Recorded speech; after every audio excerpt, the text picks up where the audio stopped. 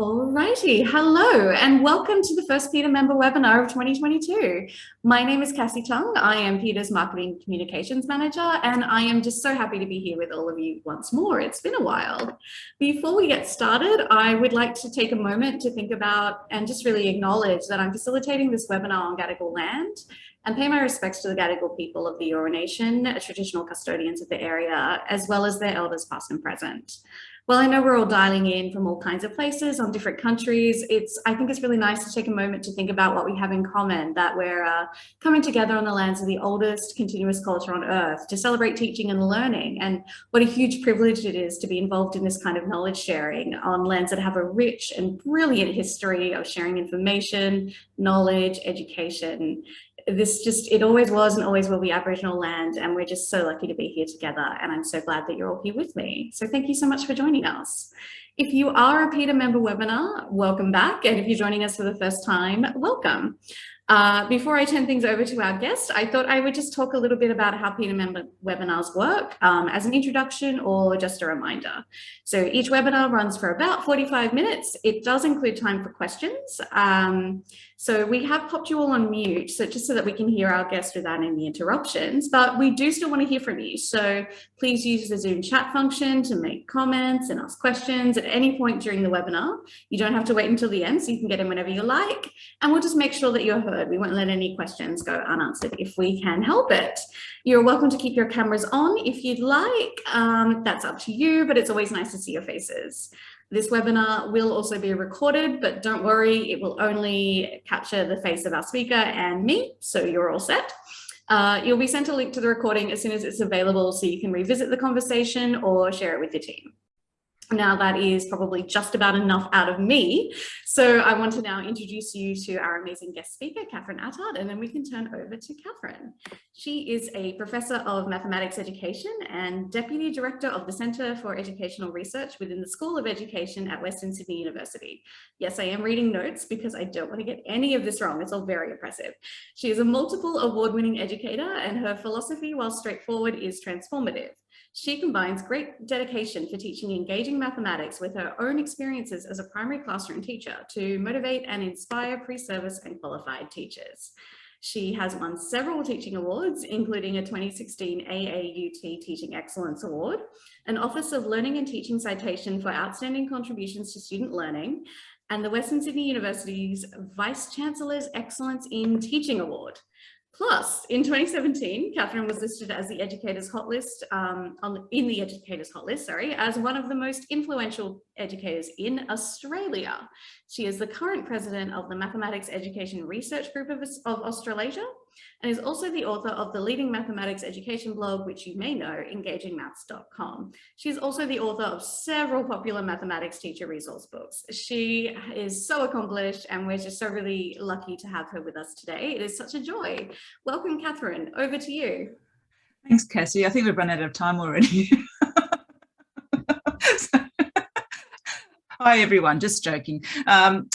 It's a real pleasure to be here speaking to Peter members. It's a bit strange coming from a maths background, but as you know, literacy basically is the foundation for everything else. So we can't do maths if we're not literate. And so I'm really pleased to have been asked to talk to you this afternoon for a short time about literacy for mathematics, but also mathematics through literacy. It's really difficult to kind of think about what to talk about because there are so many layers surrounding literacy and numeracy in mathematics. So I'll give you a bit of a mixed bag this afternoon, but please ask questions. If you pop them into the chat first, I'll keep my eye on it as we go, and also hopefully there'll be some time at the end for other questions. So let's make a move. So these are the three things that I'm going to try and cover this afternoon. We're first going to explore some of the issues relating to literacy in mathematics, and I'm sure you're all familiar with these issues.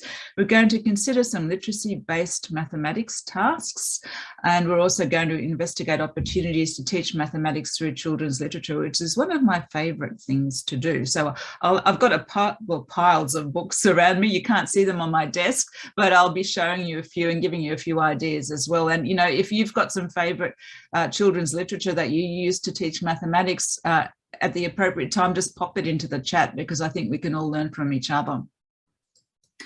So what are the big issues in mathematics and literacy? Well, of course, it's the complexity of the English language. And I often think about when we teach mathematics, we've got to teach, students have to know English, but then they have to know English mathematics, if that makes sense. And I'll show you a slide next that has a lot of words that we use in mathematics that have multiple meanings. And so the complexity is a real challenge for a lot of children, regardless of whether their background is English speaking or not. It's a challenge. The English language is complex. Student engagement is a real issue.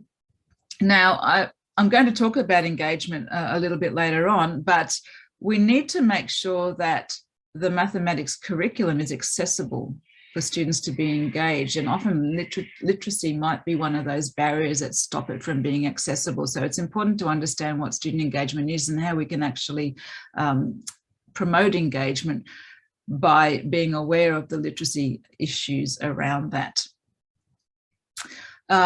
We can also think about literacy as a barrier to numeracy. It stops us from being able, or stops students from being able to show what they know and what they can do, whether it's numeracy, the application of mathematics, or whether it's the actual understanding of mathematical concepts. So it does stop us, and I'll give you some strategies around how we can get around that to find out what students know mathematically without having to depend so much on, you know, their ability to read and write. NAPLAN testing, we can't go without mentioning NAPLAN because that's on everyone's minds. If you consider what the numeracy aspect of NAPLAN looks like, it's often embedded in language. So that's a prime example of how literacy can be a barrier to numeracy. And we've also got to think about our day-to-day classroom assessments in mathematics and whether we're actually providing an opportunity for all students to show us what they can do through assessment. Does it always have to be pen and paper in mathematics? Can it be something else so that we can actually get to the mathematics? So there's some of the issues that we have to deal with. There are lots and lots of layers there. Now, let's have a look at this. This is just an example. Whoops. I think my mouse got a little bit excited there. An example of some of the words that have different meanings when they're put into mathematics. This list was put together by Robin Jorgensen, and I don't know, some of you might know her from her work in mathematics. She was an academic and is still quite active in the academic field of mathematics. But these words indicate the ambiguity in meaning between children's day-to-day lives and the language they use in their day-to-day lives, plus the context of the mathematics classroom. So there are some key considerations that we need to think about when helping students deal with mathematical vocabulary. Students need the opportunity to see, hear, say, and write mathematical vocabulary in context. That's really, really important. Strategies like think boards are a really nice way of doing this. Students at all levels, regardless of where they are, need opportunities to be able to define mathematical terms in ways that make sense to them. So think about strategies like getting students to build a mathematics glossary that they can add to over time. I always like the idea of the glossary that gets passed on from year to year with students. So it might start, I don't know, in year 2 or 3, and every time students are introduced to a new mathematical word, they add it to their glossary. And in that glossary, they write their own definition, but they also might draw diagrams or pictures. So that helps them to understand the context of the word. And imagine if you could then, when students move up to year 3, they take that glossary with them, and then year 4, year 5, year 6. So they're building on this glossary over a period of time. They might even go back and revisit terms and add to the meaning of those terms. So using visual skills is really important as well. That helps their development of their understanding of terms, and they can, as I said, use pictures or diagrams to help them understand that mathematical language. So let's talk about engagement, because engagement is the gateway, I guess, to learning not just numeracy, but literacy as well. Now, often when we think of engagement, we think of students being on task, but it's much more than being on task. If you make a shift from on task to in task, That makes a huge difference in terms of how we think about students engaging. Now, engagement is multidimensional, and there are 3 dimensions. The first one being cognitive, and that's getting students to be reflectively involved in deep understanding of mathematical concepts and applications and expertise. Now, you can't do that without language. So we need to make sure that we're providing those opportunities for students to have that cognitive engagement. It also means that when we design tasks in mathematics, they have to be challenging enough for every student, but then we have that layer as well of understanding the child's capability in terms of language and literacy, and how do we actually open up those opportunities for them and ensure that they're cognitively engaged or thinking hard about the mathematics. The second dimension is the operative. So that's the active participation. Now, this is where language comes into play as well, because in mathematics classrooms, we need students talking to each other. We need students talking to the teacher. So we need that interaction, constant interaction, for them to be able to talk about their understanding, to be able to sort through problems. If you know the mathematics curriculum, as you do, the working mathematically components require students to reason and communicate. Now, that doesn't always have to happen on paper, but they do need to communicate with each other and to be able to explain, justify, argue mathematical ideas. The third dimension is the affective.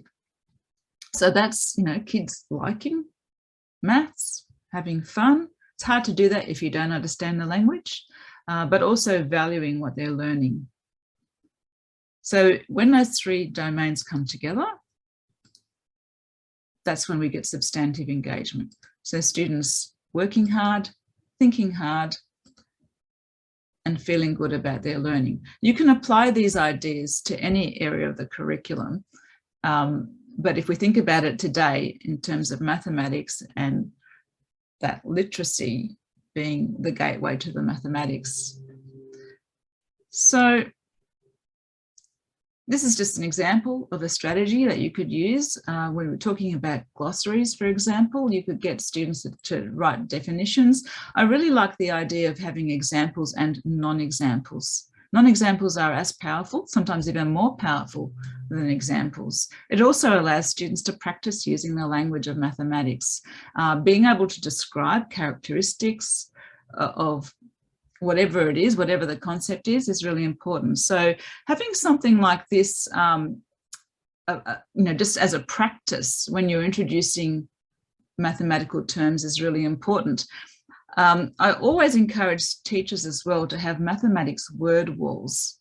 So not just general word walls, but have somewhere in your classroom where it's a mathematics corner or whatever, where you can keep adding words to the wall. So it reminds students that these are mathematics terms, and it reminds them to use the language of mathematics. Sometimes there's a temptation to simplify the language of mathematics, but I always strongly suggest that we don't shy away from using appropriate mathematical terminology, regardless of the age of the students. If kindergarten children can identify different dinosaurs, they can name a Tyrannosaurus Rex, well, they should be able to use mathematical terminology. It's about you modeling it. I'll use this opportunity to remind you to use the right language. One of my pet hates is, when we're talking about 2-dimensional shapes, that, sometimes some particular shapes are referred to as the dreaded diamond. We don't name any 2-dimensional shapes diamond in Australia. And I'm not wearing them at the moment because I'm at home, but I usually say to the teachers that I work with, these are diamonds.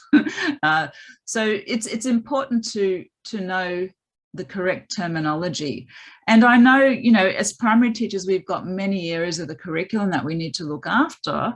And you're not expected to remember every single, term in mathematics, but it's good to have some mathematics dictionaries at hand for you and for your students. So every classroom should have,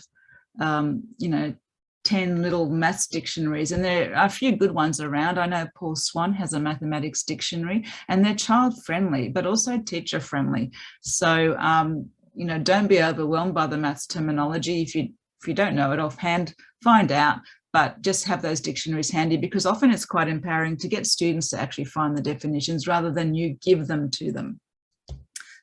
All right, moving on. You're all familiar with this. This is about to change because, as you know, we've got a new K-2 maths curriculum that's being piloted this year, but coming into, I think it's going to be mandatory next year for all schools. And also we've got a new 3 to 6 draft that's soon to be released. And this diagram won't be in that new curriculum. I think they've got different graphics, but there'll be something very similar. And what I like about this diagram is that it places working mathematically at the core of the curriculum. And if you look at the working mathematically components, they're all very much based around literacy and the ability to be able to verbalize, explain, write, communicate. Now, communicating is not just words, of course, it's communicating mathematical arguments. So someone's asked, is that a New South Wales document? Yes, it is a New South Wales document.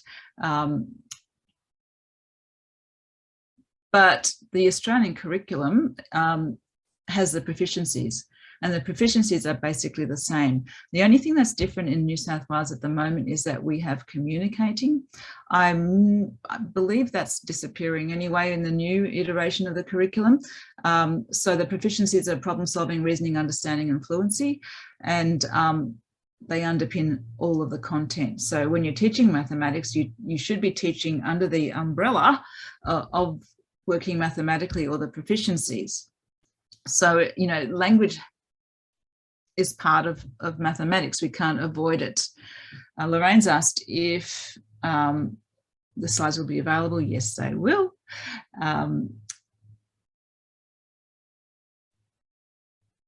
There's another question around what non-examples refers to. And basically, as an example, if we're talking about a prime number, okay, you give examples of what a prime number is, and then you give examples of what a prime number is not. So what numbers are not prime numbers, or you're talking about a shape. So, you know, make sure that, you know, this is what it is, this is what it's not. That's what I mean. So hopefully that's a clear enough explanation. Sorry, I should have answered those questions as they popped up with the appropriate slides, but I'll remind myself to do that. Okay, so there are some really good pedagogies, dialogic pedagogies that you can engage with in mathematics classrooms to promote the use of language in mathematics that also help with literacy as well. Now, number talks are very popular, and I always recommend to teachers that every lesson starts with some form of maths talk, a stimulus idea that will actually get students not only thinking mathematically immediately, so no time is wasted, but it allows them to start practicing to talk about their thinking, so those metacognitive skills. So there's a couple of graphics there. A couple of years ago during the COVID lockdowns, I had the opportunity to go and go undercover and teach in a school here and there, and I got to play with kids in classrooms and practice some things and try out some things and prove that they really work for my, you know, with my own eyes, because it had been a while since I, you know, became an academic, and I had great fun with these number talks. Now,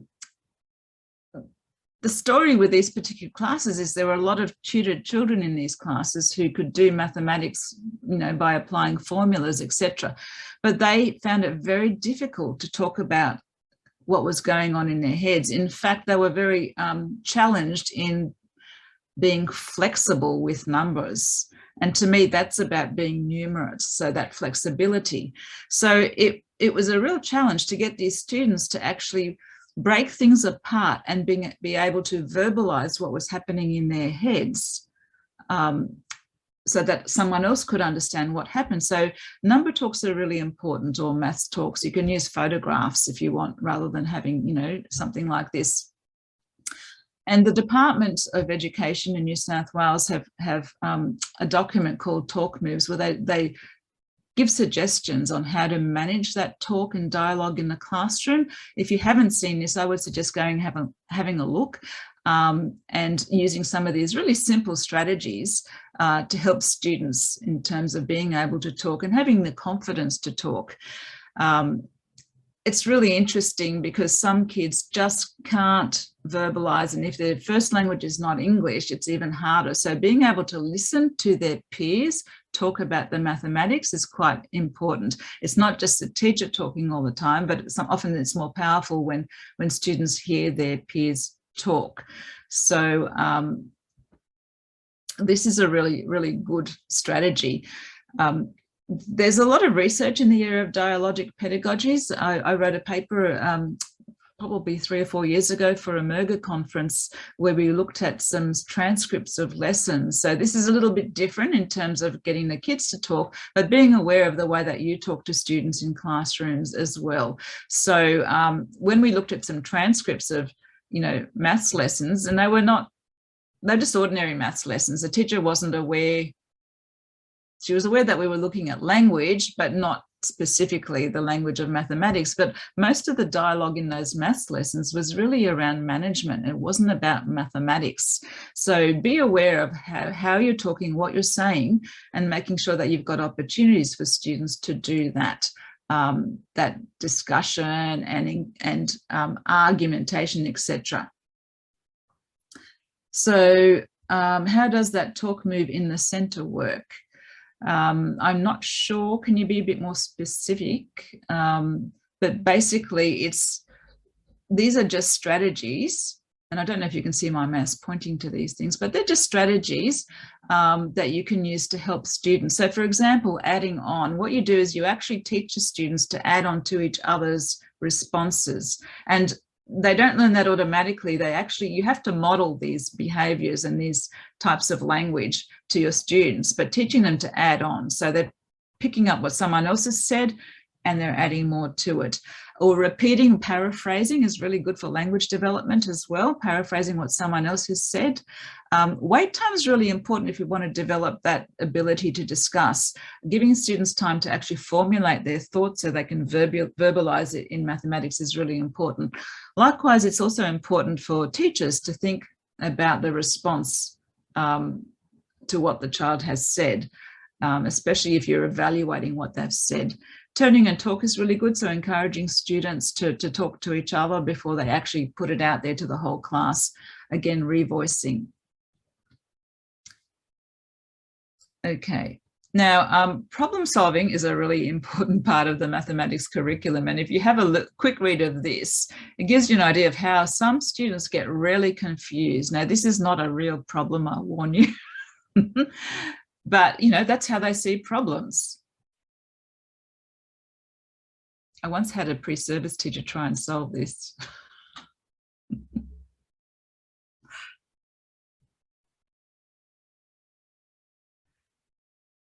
And I really like this example because you know what students do? You'll know this. Students will actually go to the numbers and try and do something with those numbers. So they'll look at the 23%, they'll look at the 19%, they'll look at the 40 degrees, under 40, and they'll try and do some maths with that without actually looking at the language. Of course, this one doesn't make sense, but typically that's what students do when they come to problems. If they're not strong with the literacy, they'll actually go straight to the numbers, and they'll often use the wrong operation or won't know how to solve the problem because of that. Now I'm going to show you a maths problem. Now this is a really nice one of my favorite little problems. And if you're doing a maths lesson tomorrow, maybe have a go at it. You just need lots of 20 cubes.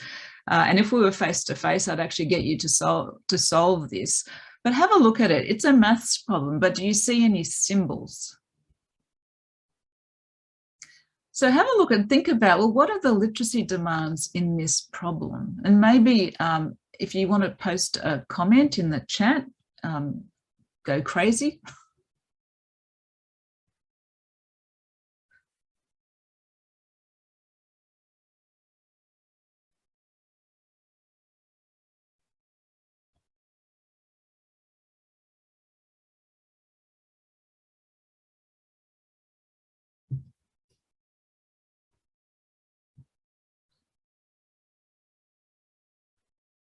So Lorraine said the word pile could be tricky. Absolutely. Oh no, that wasn't Lorraine, sorry. Lorraine's came up first. Oh, it was, and the image contains far more than 20 keys. So the image could be, that's a good point. The image could be confusing. So they need to understand ordinal numbers and more or less. So you could imagine a child in your class, if they're not great with English, but they're okay with maths. Now, what happens when they get a problem like this? The word twice. These are really good problems, though, that I would administer. Oops, my mouse went crazy again. That I would administer in very small groups, so that if you do have language learners who are challenged by this, their peers could actually support them. Once you get through this type of problem, a really powerful strategy is to tip it upside down and get students to still use 20 cubes, but to write their own set of problem clues using language only and no symbols. A really nice strategy. But again, you don't do this on an individual basis. You do this in pairs. I wouldn't go any bigger than groups of 4. In fact, when you're writing problems, pairs or 3s are probably appropriate. And be very careful about how you group the students. It's a higher order thinking skill to actually pose problems. It's a lot easier to solve problems that someone else is right, but when you're posing them, you have to be really careful. And so the language demands are even higher. Another example of these types of problems are cooperative problem solving cards. Now, some of you may have seen these because they've been around for quite a while. These are a set, I think, that I wrote, but Peter Gould, some of you might know, he's wrote a book of cooperative problem solving problems, which is available from the Maths Association New South Wales, so Peter's equivalent, I guess, in the maths world, and they sell that book. But there are also some American editions as well. You can write your own, of course, but it's important to think about the language in the clues and making sure that some of the clues are quite broad, so they allow, all learners to succeed. That's really important in terms of engagement as well. And again, you can see there are no symbols in these cooperative problem solving cards. The way that you actually solve these problems is you get the students into groups of 6. So there are 6 clues to every problem. Each child gets their own card and is responsible for that clue, which means they've got to try and understand the language, but they're not left on their own, because what happens is once the cards are handed out, the students take a turn to read their cards, and then they talk about the strategies in the group. So they're supported by their peers. It's not something that's left to the individual. And again, some clues are quite broad, some are narrow. So it allows the students to learn from each other. They're really nice activities. Again, I also tip this on its head and get students to pick a number from a hundreds chart and write their own set of clues in groups. That's quite useful. Having those dictionaries on hand when you're doing a task like this is a really useful strategy as well. Is there anybody out there who's used these problem solving cards before?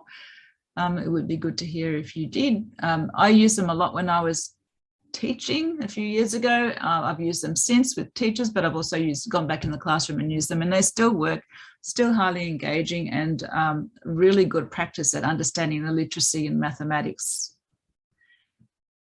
Melly said, yes, she loves these cards. Excellent. I'm glad I'm not the only one. Okay, so some more strategies. I worked really hard with those kids that I was working with a couple of years ago around problem solving, because they found it very challenging, particularly tutored kids who learn formulas but don't really know how to understand a problem, particularly when it's embedded in language. And this is a pro forma that I really love to use. And the way that I use it is, and I haven't got a blank piece of paper here, but I start off with a blank piece of paper. With kids in primary, I use A3. I fold it in half, fold it again, and then I take the internal corner and fold it on the diagonal. So when you open it up, it actually makes this scaffold. It's folded into that scaffold. And then you get the kids to actually fill out the headings, step 1, 2, 3, and 4. And you make them actually write down all their thinking along the process of problem solving. So it starts with understanding the problem, and often you get them to paraphrase that. So again, they're using language. In step 2, they plan the strategy. So they've got to think about it before they get to the maths. Step 3 is the mathematics, the doing it. Now, usually you need more space, so they flip the paper over and write on the other side of it. And then step 4 is reflecting. Now, this is where they have to put the maths back into the context, which means the language comes back into play again. And so part of that reflecting is, how do you know if your answer is correct? Could you have solved it in a different way? Was there a better strategy you could have used? And one thing I do like to ask students to do now is to wonder about what else can I investigate? So what other questions do I have about this problem? Which gives you lots of direction for future lessons, because they're actually coming up with the wonderings and the questions. It's a really, really nice strategy. And what this does is it builds a habit with students so that they start to think in those 4 steps of problem solving, and they start to verbalize the process, which is really important. Another strategy that is a favorite of mine is student reflection. It should be part of every single mathematics lesson. And again, reflection is language, it's not symbol. So literacy is really important.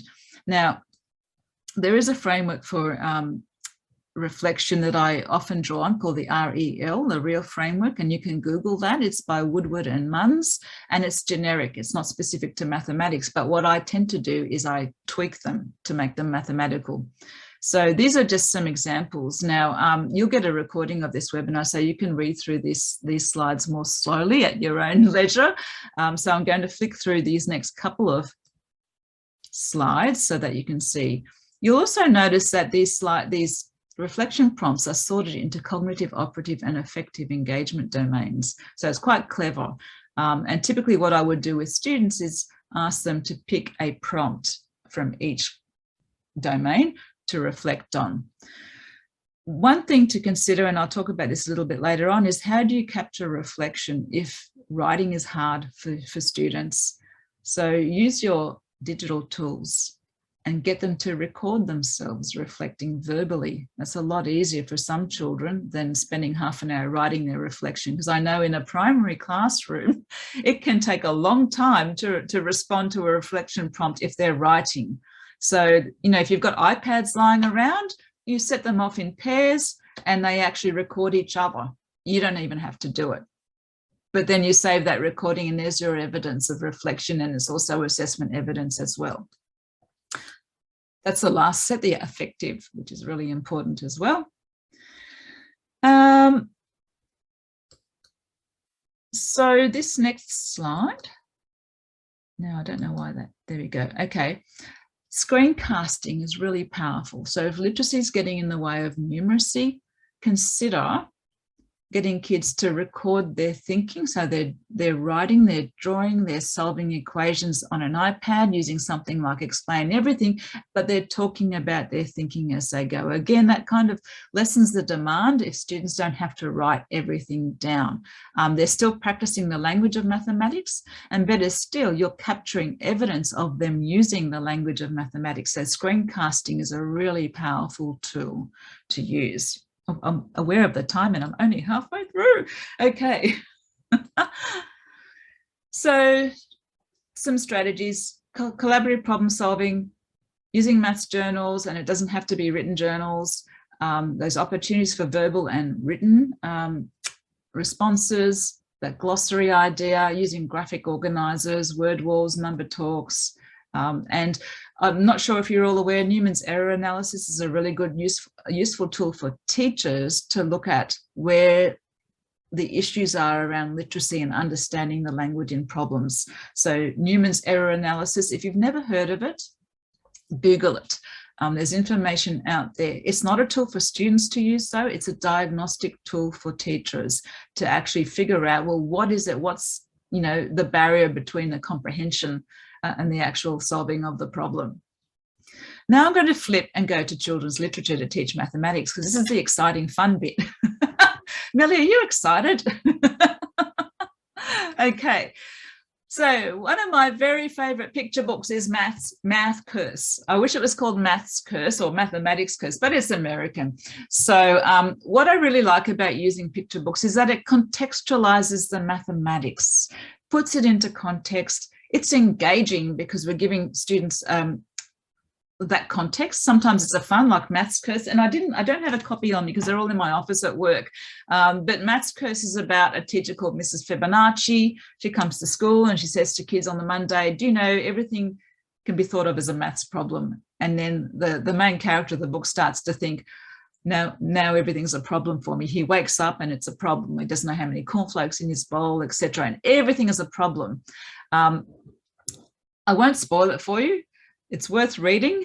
You can get a recording on YouTube, but I don't like using YouTube recordings for picture books. I just think, why would you do that? Read the book. But it's brilliant, and you can get a lot of maths tasks out of it. Okay, and I'll show you an example in a minute.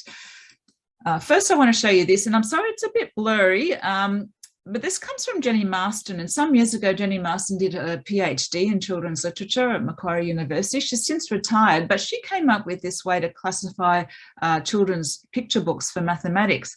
And the first classification is perceived. So that's where books are basically written for entertainment, but there is some hidden or unintentional or incidental maths concepts. Now, an example of this, and I don't know if you can see me on your screens, here's one that I really love, and it's called Baby Boomsticks.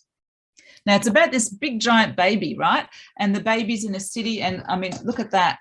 I don't know if you can see that picture, but there's some really awesome measurement concepts that you could get out of that book. It wasn't intended, but you could do a lot with that particular book.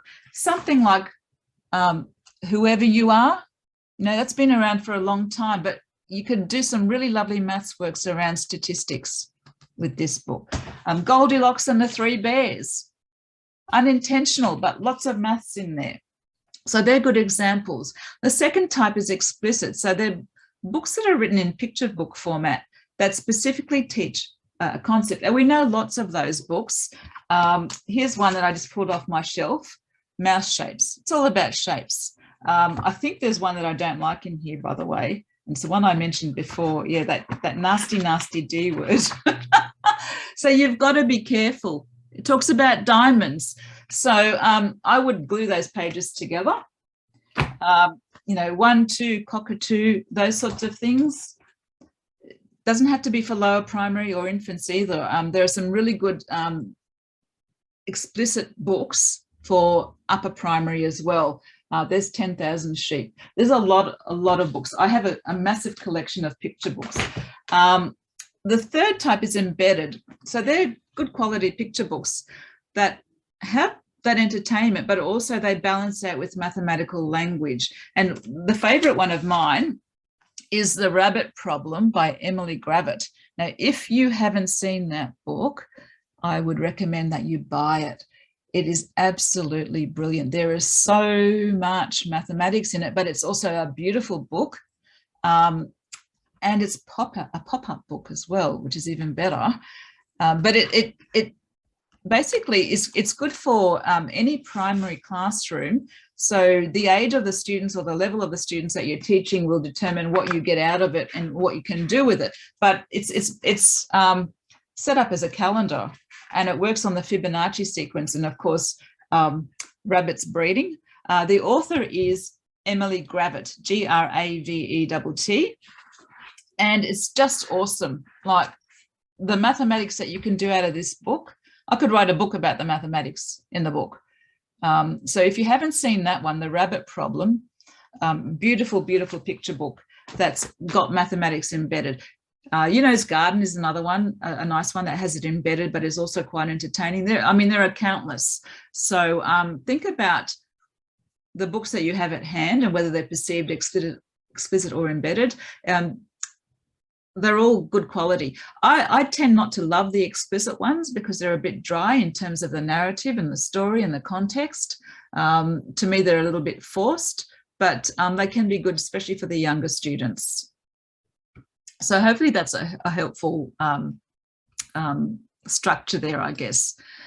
All right, so back to the maths course. Now, my daughter is a primary teacher as well, so sometimes I get her to try things out for me in her classroom. And what I got her to do with maths course was get her students, this is like 3 or 4 years ago now, to actually write their own maths course. So they, my daughter read the book to them, and then they had to come up with their own maths course, which means they had to look around them and actually pose problems around some of the day-to-day stuff, whether it was in their classroom or at home. And then they had to solve each other's maths courses, which was a really nice thing. But what I've captured here is some of the responses to the reflection prompts, because we talked about using reflection to practice the language of mathematics. And so my daughter and I presented this at a maths conference a couple of years ago, so I had the slides still, thank goodness. Some of the students' responses to the reflection prompts.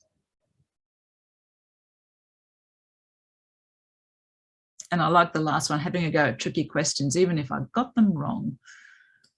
And here's another one. Did you learn anything new? Now, the students did this in groups. So again, that opportunity for discussion was really, really important. And some more. I'm sorry, I'm talking really fast now, but I'm running. I know I'm running out of time. Sorry, Cassie. Okay. Now, some ideas for books. Now, I wrote a couple of these tasks, mainly under the umbrella of STEM. But, Mechanica is a really nice book. It's for upper primary, but this is just an example of how you can be really creative with what you do. Use the book as a stimulus. You don't have to focus it on the book, the task on the book, but you can use it just as a stimulus. So this is a nice little task. Obviously, there's a lot of text there, and I don't want you to read it now, but you'll get a copy of this. And the lost thing, Sean Tan, one of my favorites. Some really nice things that, make use of technology as well. Now, oh, that's good. I didn't actually go over. I've got 3 minutes left. So I usually end with a reflective prompt for teachers, just as we want our students to reflect. If we're going to engage in professional learning, it's really nice to reflect at the end so that you're taking something away. So I want you to think about, what literacy-based strategies you might implement to improve mathematics, and also the other way around. How can you use mathematics to improve literacy in your classroom? Because it's a perfect opportunity, right? And, is there a way that you might want to use children's literature to improve student engagement and learning outcomes in mathematics? With that, I might stop my screen share so we can open up. I'll just show you the last slide, which has my contact details in case you need them. But I'll stop sharing just in case there are any more questions. Here we all are. If anyone wants to respond to those reflective questions, or if they find it easier to ask a question verbally, just hit the ask to unmute button, and you'll be able to speak rather than type if that's quicker for you. While you're thinking, what I might say quickly is a massive thank you to Catherine for this incredible presentation. Especially, I really loved the practical applications, the ways that I think some of these ideas could be used in a classroom straight away, which seems like such a lovely thing for the educators who are watching this. So thank you so much for making the time to do this.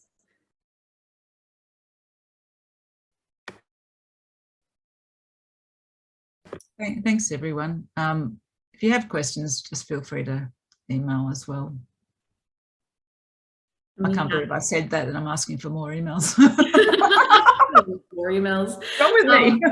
There is a lovely comment here from Dr. Melly Green, who says that she wants to do much more co-generative dialogue, applying the appropriate meta language, I think is what she's saying, which is fantastic takeaway. And then a lot of thank yous just for everyone who's watching this later. Lots of thank yous for Catherine.